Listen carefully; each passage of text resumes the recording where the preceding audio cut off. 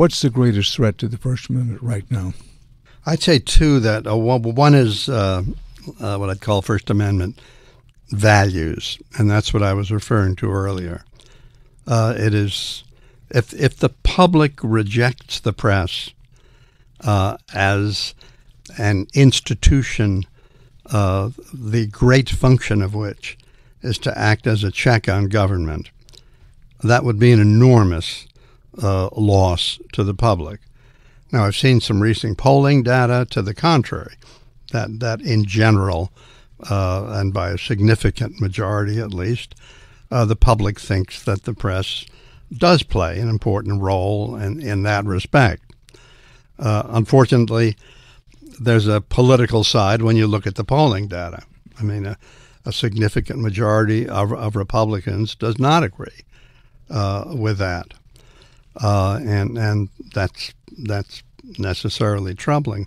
The other thing I'd say is that the single area which gives me most concern is the use of the Espionage Act.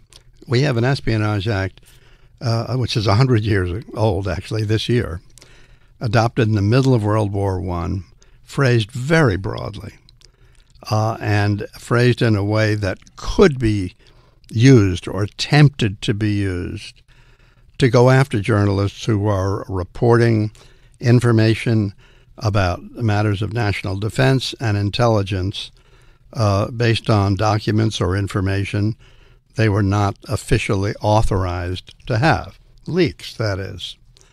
I'm pretty confident that if any such case were brought, that the journalist would win, but only pretty confident. The language of the statute is very broad, and it does give me concern, even when the potential defendant is WikiLeaks, which my book is very hard on and extremely critical of, WikiLeaks and Julian Assange, because one of the things they do is what journalists do.